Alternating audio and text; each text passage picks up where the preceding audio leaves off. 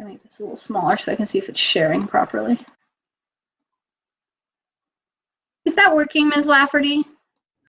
Yeah, it's working. Okay, great. Thank you so much, my dear. So when I left off on class on Wednesday, we had just finished, go ahead and back this up a little. We had just finished introducing some of the organelles that our cell needs in order to not die, right?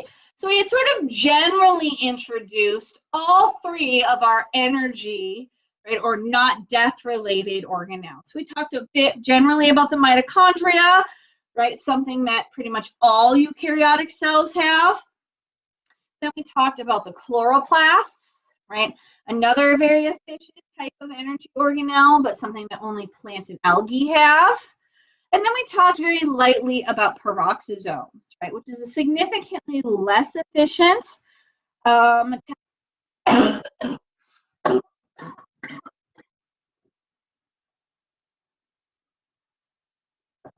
gracious, excuse me, my voice is kind of cranky today, everyone. A significantly less efficient stack, ultimately, that does create energy, or that ATP. But they're less common, right, in that, like, if we had many mitochondria, right, we might only have a few peroxisomes, right, largely because they're more like supplemental energy than our main source.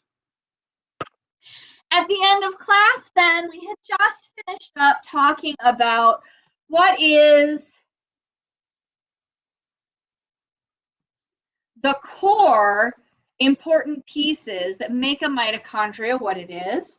And we said, well, really the main thing that makes a mitochondria the powerhouse of a cell, right? Why is it so good at making that ATP, right? Remember, we said ATP is currency, right? This is the main thing that cells use in order to do whatever they do. It's the fuel, it's the money, it's everything, right?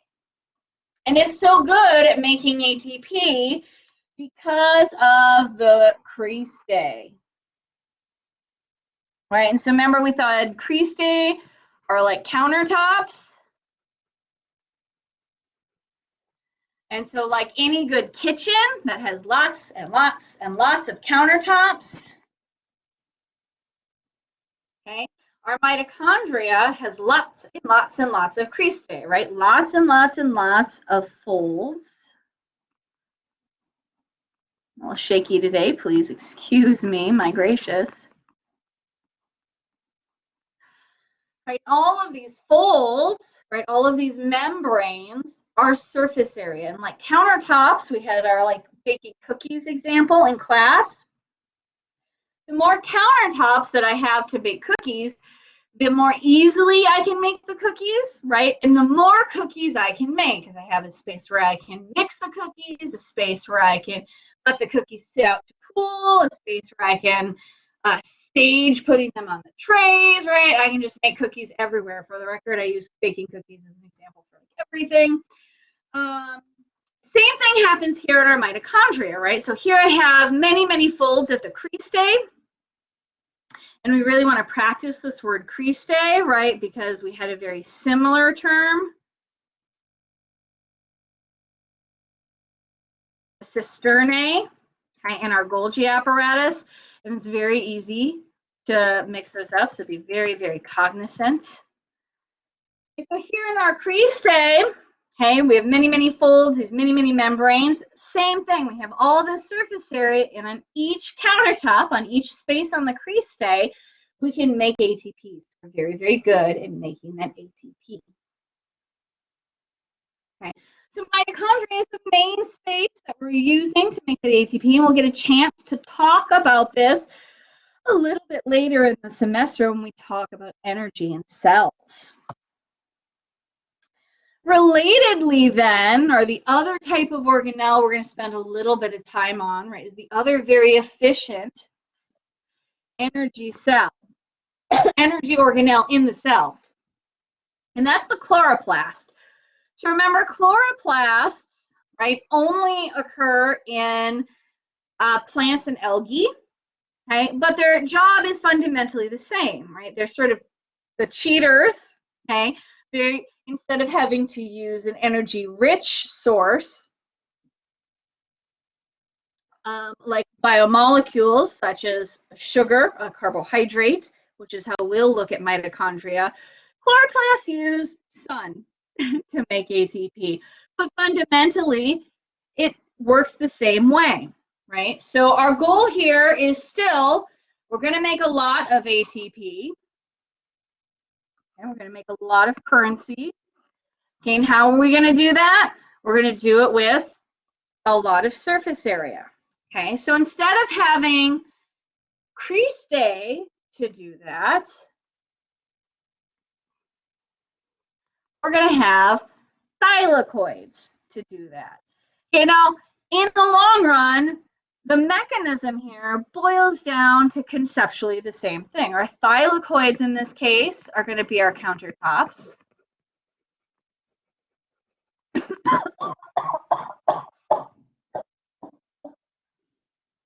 Oh man, cold wet air. Okay, now these look a little different, right? They don't look like twisted folds. They don't look as much like countertops, right? So our thylakoids, if we look at the image here, okay, I think they look a little bit like stacks of Thin Mints, if you're a Girl Scout cookie kind of person. Obviously I am. I know we're very surprised. So they end up forming these sort of like stacks of Thin Mints here. But these stacks of cookies ultimately do the same thing, right? Wow, my handwriting is bad today. And these stacks of cookies are still giving us, right, lots and lots of surface area. So each individual cookie, okay, is like an individual countertop. Am I in the camera here? Each individual cookie is like an individual countertop, right? So that's more and more and more and more surface area through which, right, that ATP can be made, right? So it's the same concept, just a slightly different display mechanism by which we're getting that surface area to make as much ATP as possible, right? So we're just getting that baking space a slightly different way.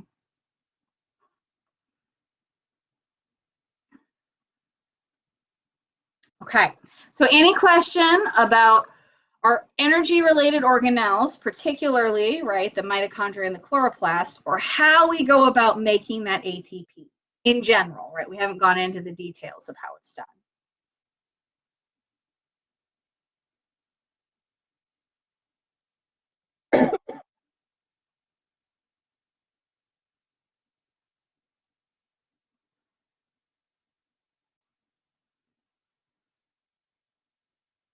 Everyone can still hear me, right? I kind of feel like I'm running an episode of Blue's Clues. Yeah, we can hear you. Thank you. All right. So the very kind of last thing we want to talk about, more or less, is now that we have all of these major pieces that allow our cell to function and make things and not die, is remember, up to this stage, we've sort of talked about all this stuff being embedded in our cytoplasm, right? And we define that cytoplasm as sort of being this mushy, gushy, good gravy. Wet, oceany kind of space.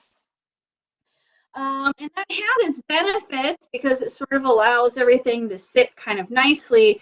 But certainly you would imagine it has a lot of disadvantages, right?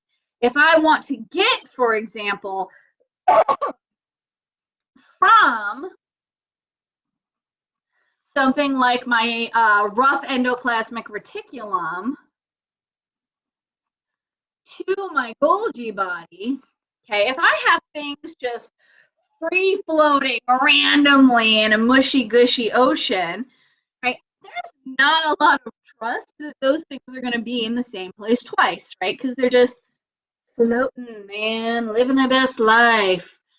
So that can't be, or we're going to have not only a very inefficient cell, but it may almost be impossible, right, to find that Golgi body, right, or to get from the nucleus to that rough endoplasmic reticulum in the first place. So we need something in there to create structure, right? Some kind of roadway system, some kind of anchor system. So we know I can get from point A to point B, and that point B will like actually be there when we get there, right?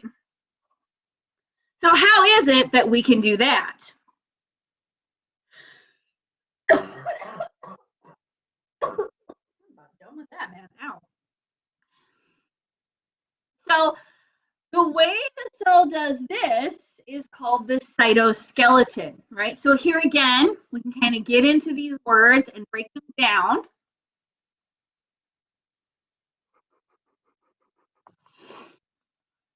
So just like we've seen in cytoplasm, for example, this prefix is familiar to us.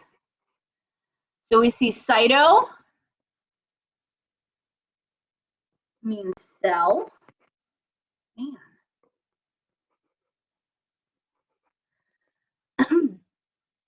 Okay, and of course the suffix skeleton.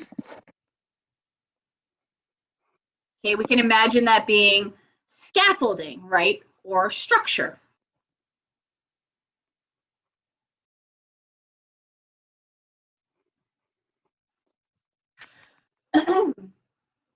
So collectively, and that's how we're largely going to talk about this, right? Even though I have a couple of examples listed, I'm not going to ask that you know what each of these jobs do independently. I'm really looking at this as a cohesive thing, right? How is it we can look at this collectively, that they work together to make sure that we can get from point A to point B and that point B exists, right? So there are a lot of different jobs that need to be done here. Okay, so if we look at our list of functions, these do kind of all of the things that we just listed were major problems a few seconds ago, right? So, for example, if my major concern is that point B might not be there,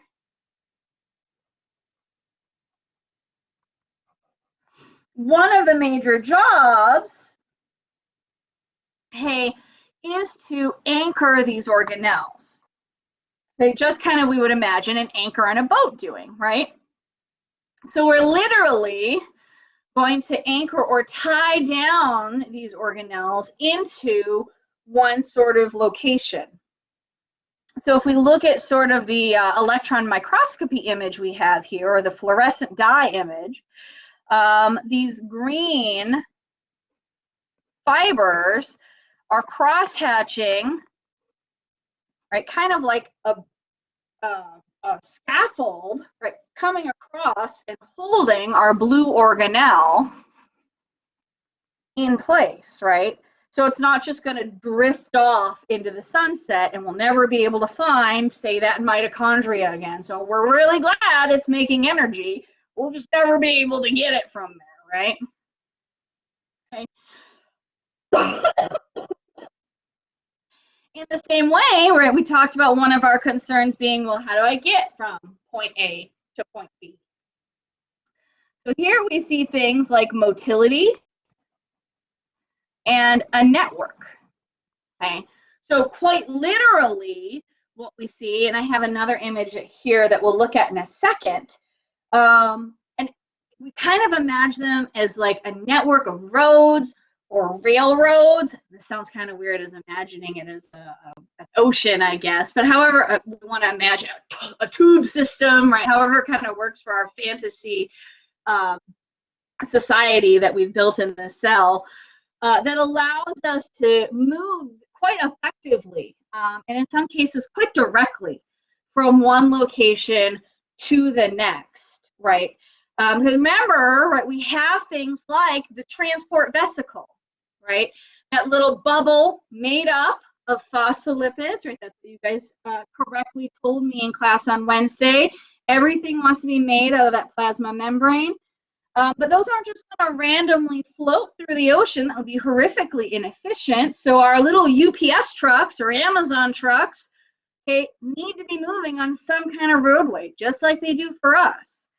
So these are the kinds of roadways that we see those things moving on, right? Whether they're moving from one organelle to another, right? Or they're moving from the Golgi body to the plasma membrane, right? Whatever their destination point is, right? They should be on a path, right? We want to stay on a path, right? That's going to be the most efficient for the use of the gas, the ATP that they have to use in order to move, as well as we don't want to just get lost, right? We already lose our mail, right? Shame on UPS.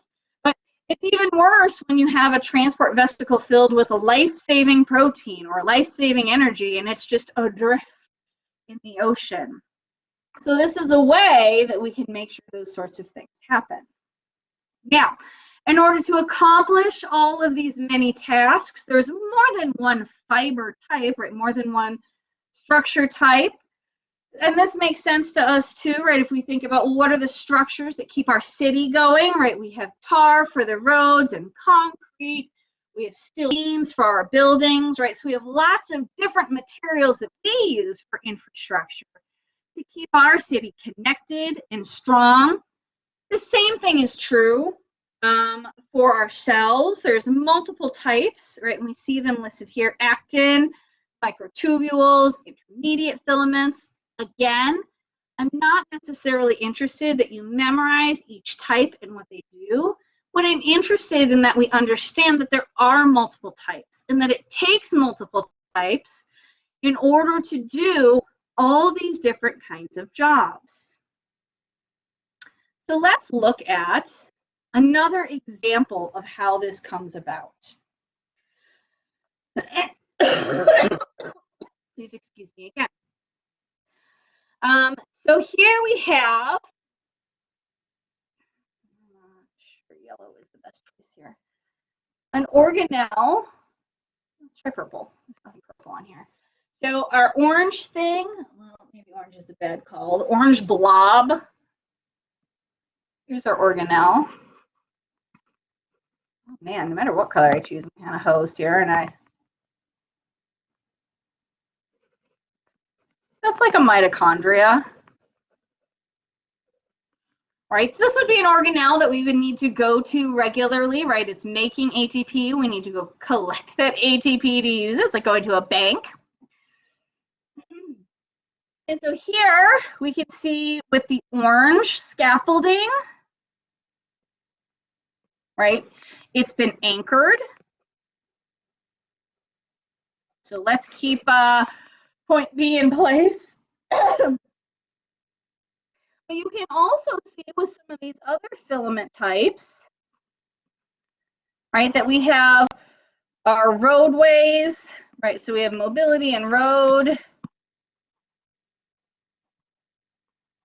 So we can start to see how all these different filament types are working together to create the cellular infrastructure, right? This sort of like imaginary city infrastructure. Now, of course, this is shown as empty space, but you would imagine all of that empty space then would be that gushy cytoplasm, right? That wet stuff that would fill that in and be the ocean of our cellular city.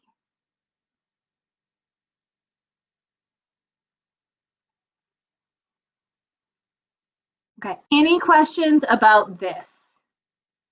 Or anything with our tour of the cell, because this is it. This is where we're stopping. This is the end of our cell. We were so close on Wednesday to finishing it up.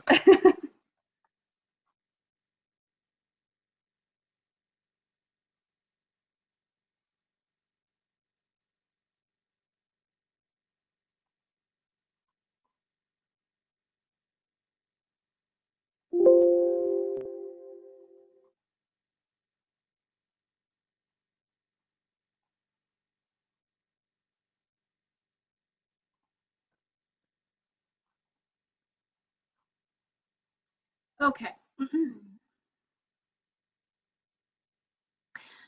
can you stop and restart the recording, please? Yep.